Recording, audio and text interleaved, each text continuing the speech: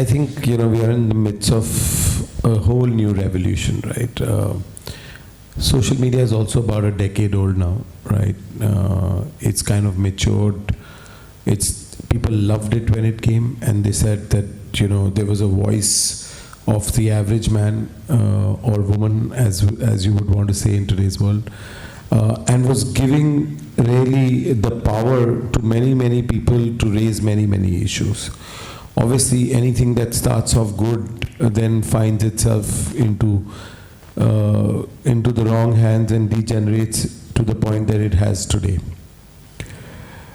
I think journalists and good journalism, like we've been discussing on this panel too now, is very, very critical. But what really happens with social media is that user-generated content becomes the primary source of information, right? And people who run social media platforms have one single objective, much like the newspapers that we just spoke about, which is to maximize advertising, right? And while you spoke about fairness journalism, a lot of the senior folks, even at times, have very often said that we are in the business of advertising, not really in the business of journalism in that sense. But without making any particular point, FANGs, as we call them, right? Facebook, Amazon, Netflix, Google, etc. They're very, very clear that their one point objective is to maximize your data, and then through your data to maximize advertising. And how do they do that? They obviously do that through machine learning, through algorithms, etc. Now, we've got to a point where the algorithm is very simple. If there are more people that like something, then more people are served that content, and that content finds itself on many more feeds, and it's sometimes virtuous, but many, many times vicious, right? And who's at the receiving end of it? People who can't muster that kind of support on social media. You may be telling the truth, but there may not be many people who like your truth, and so you're not going to make it on the top of the algorithm, and so your voice is going to get drowned by many, many people who believe otherwise. And not only in India, but across the world, one fact has come very clear, right? Which is that there may be the truth, there may be majority thought, maybe everything else, but there are specific parts of our demography who are always targeted by social media, one being women. Women rarely have their voice on social media, and you will rarely see a woman whose point of view is now becoming the majority point of view. So women, ethnic minorities in every country, whether it is in India or it's any part of the world, because they're not part of the majority, their voice is never going to be heard. People who come with a more middle of the road point of view, unless you're at one end of the spectrum, you're not going to find yourself on the algorithm. And this is really what plagues what they call Web 2 today. It's in the hands of 5 or 10 people, and this has got nothing to do with governments. It's got nothing to do with constitutions.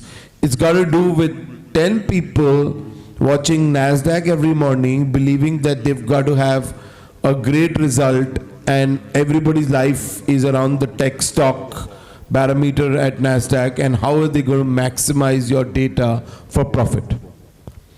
And so while I love what Shashi Kumar or Mr. Ram spoke about the constitution and where we are going, the bigger truth also lies in how are we going to hold these 5 or 6 people accountable for what they are dishing out to all of us across the world. We all read about Elon Musk trying to buy Twitter. It was an exercise in futility at some level.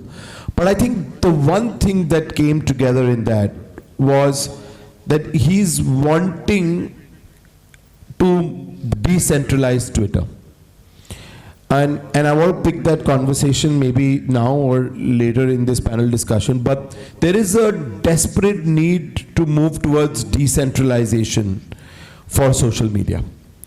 Across the world, DAOs, as they call them, which is decentralized autonomous organizations, are becoming a reality. There are billions of dollars being put into building softwares that can control participative ownership and decentralized ownership. Social media needs to get there first. It's because decentralized organizations can set goals which are for the greater good of society. Decentralized organizations can think through product features that can allow for equal discovery, equal diversity, equal equity, and equal inclusion. Decentralized organizations can also allow for far better moderation policies that are not one-sided and can't tilt towards any government. And the one last part that I want to talk about, which is decentralized organization can also look at privacy in a very, very different manner. Data and your individual privacy of what must be known about you and must not be known about you is a hot topic of debate. And I think what the chain, as in the blockchain ecosystem, is going to do is what we call zero knowledge proof. I urge everybody in the audience to go read about zero knowledge proof as you use cryptography, as you use encryption on your individual identity. Zero knowledge proof is really the future of expression, where while I am verified, none of my data can be used or seen by anybody who I don't decide can have access to. And so that individual level of privacy and the individual level of ownership, of data ownership, will change the way social media operates from today to tomorrow. So that's really my limited point. I can talk to you a little bit about OTT. I mean, I ran the entire self-regulation piece, and I heard you speak about self-regulation. The state wanted to get involved.